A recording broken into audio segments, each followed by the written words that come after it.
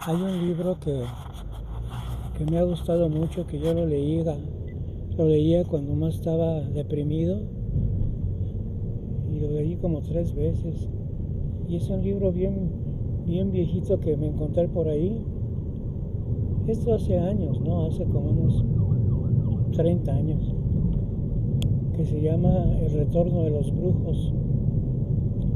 Y dice, es de un escritor, Berger, se apellida Berger, y otros, son 2 franceses, que escriben a propósito de un mundo fantástico en donde ellos están a favor de que regresen los brujos. Pero lo curioso del libro es que en ese ambiente mágico que describen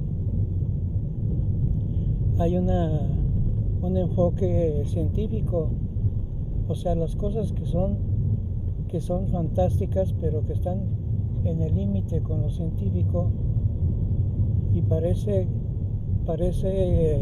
a veces cosa de magia, y sin embargo dan la idea de que tiene una explicación lógica, coherente y física. Por ejemplo, dicen que desde hace miles y miles de años ya la gente que nos antecedió utilizaba pilas y para almacenar energía. Pero bueno, dicen, ¿para qué querrían ellos almacenar energía si no tienen que utilizarla? Pero se han encontrado algún vestigio de diferentes sustancias químicas que reaccionan produciendo corriente eléctrica. Pero bueno, eso es un ejemplo. A lo que voy es a que en ese libro venía una frase que decía: cualquier técnica, en la medida que se perfecciona, se simplifica. O sea, eso sería lo que es la evolución humana, en el sentido de que las cosas más complicadas con el tiempo llegan a simplificarse. Y hay muchos ejemplos. Por ejemplo, la invención de los transistores, que no es más que un metal semiconducente. Es un metal nada más que produce la conducción de la corriente eléctrica de forma intermitente, depende cómo lo programen, y eso sustituyó a los antiguos bulbos. Se dice que una de las primeras computadoras que existieron, creo que se llamaba ENIAC, algo así, ocupaba un edificio de 3 pisos, consumía corriente eléctrica como para una ciudad entera, y tenía como 5,000 bulbos. Ahora una computadora, por sencilla que sea, tiene, pues te va a ser bajita la mano, unos 5 millones, no se me hace poco, unos 5,000 millones de transistores hechos en el límite, en donde más allá del microscopio óptico solamente se ven con microscopio electrónico, y no se ven con microscopio óptico porque la onda de la luz mide determinados nanómetros. El nanómetro es como la 10.000.000ª parte de 1 milímetro. Entonces, pero bueno, aquí lo que quería tomar era la mala frase. Ya comentaremos más a propósito de lo que dice el libro, de lo que más dice el libro, pero aquí lo que quise tomar es nada más la frase de cualquier técnica, en la medida que se perfecciona, se simplifica. Y también dice que los seres humanos, siempre que se reencuentran, están en un sector superior de la espiral, o sea, dando idea de que en la medida que pasa el tiempo nos perfeccionamos también como humanos. Y aquí es donde entran cosas muy muy interesantes a propósito de lo que somos los seres humanos. desde el principio del nacimiento del pensamiento humano, que el pensamiento humano nace propiamente en Grecia, cuando alguien pretende explicar lo que sucede, no en base a la religión, sino en base a la razón. Y entonces, esta filósofa Ikraman Taki, que me gustaba mucho escucharla hace muchos años, ya falleció también hace años, decía que los griegos, a propósito de que tenemos nosotros la cultura occidental, seguimos nosotros como ancestros en cuanto al pensamiento se refiere a los griegos, porque tenemos un pensamiento occidental, y los que siguen a los árabes y a los asiáticos, pues es otro tipo de pensamiento, pero nosotros somos occidentales. Entonces decía el Kamantaki que los griegos querían hablar con la razón y se emocionaba cuando decía: ¿y sabes qué hicieron los griegos? ¿Sabes qué hicieron?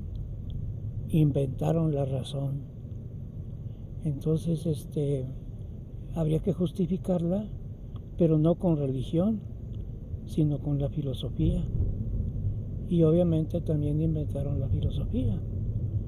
Y cuando se les llamaba hombres sabios, antes que existiera la palabra filosofía, se les llamaba hombres sabios, y dicen que, bueno, no dicen, la historia de la filosofía misma dice que ellos eran muy modestos. Incluso Sócrates, que era un fulano que andaba en la calle viviendo de lo que le daban, él enseñaba, pero no escribía libros ni nada, y andaba todo zarapastroso.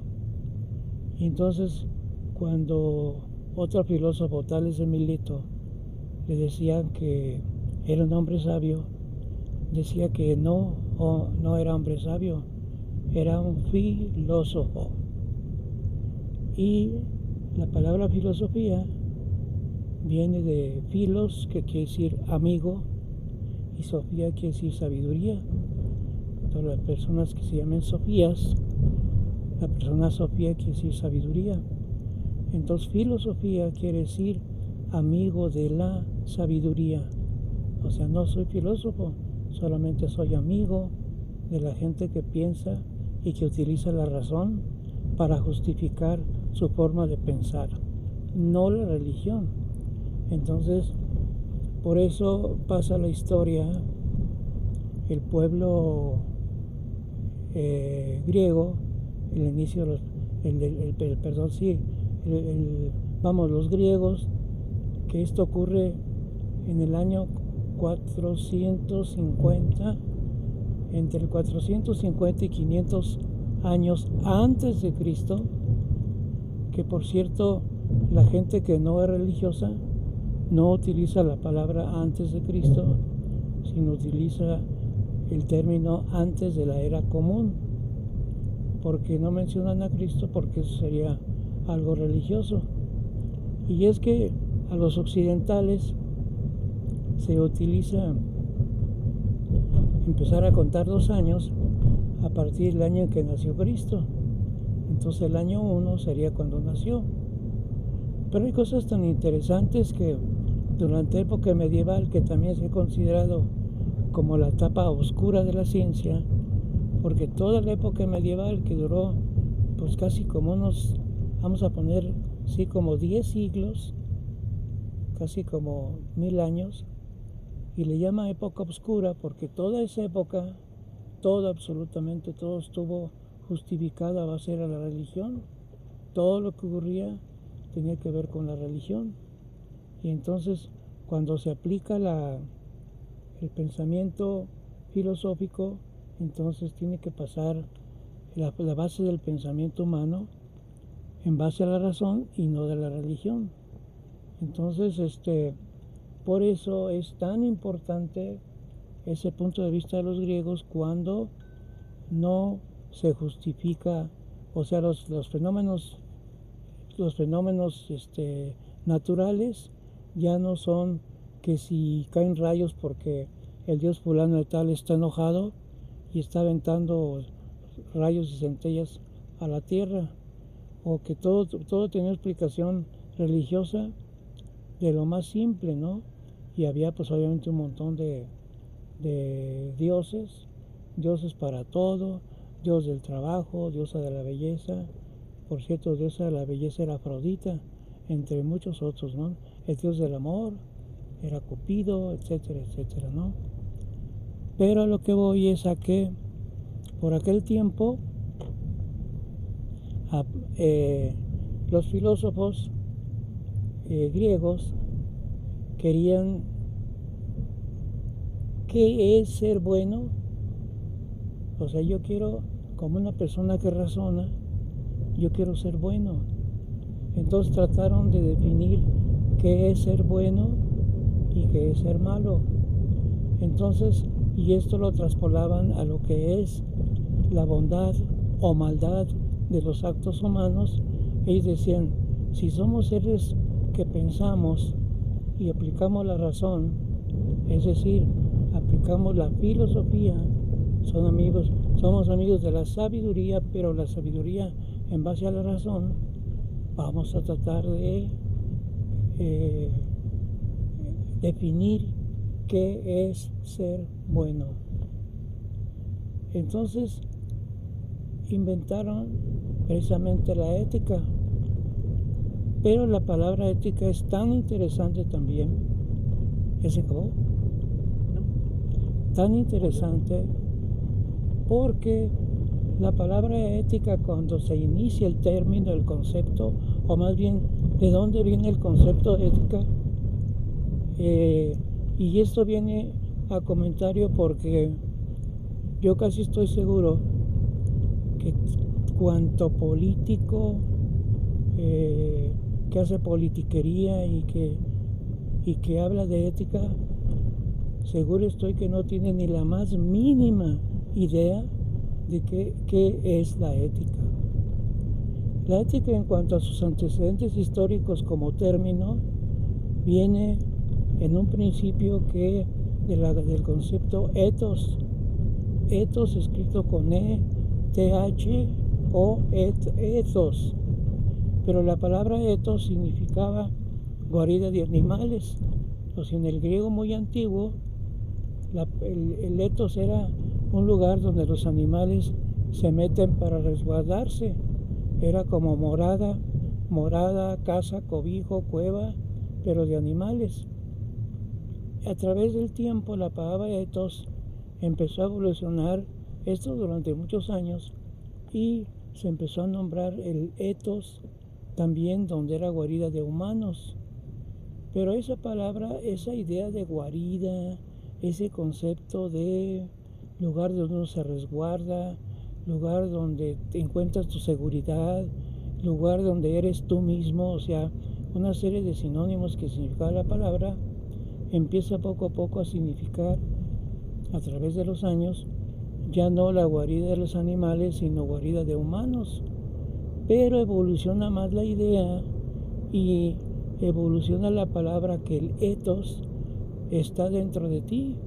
O sea, el ethos es como lugar donde tú mismo te resguardas, lugar donde te encuentras a ti mismo, pero está dentro de ti, como una especie de resguardo que a través del tiempo, el famoso ethos, sigue evolucionando y significa forma de ser, forma de comportarte, inclusive la palabra carácter como forma de ser de una persona también tiene que ver con el antecedente del ethos, la palabra carácter, que la palabra carácter también tiene una connotación que viene de la palabra crateré.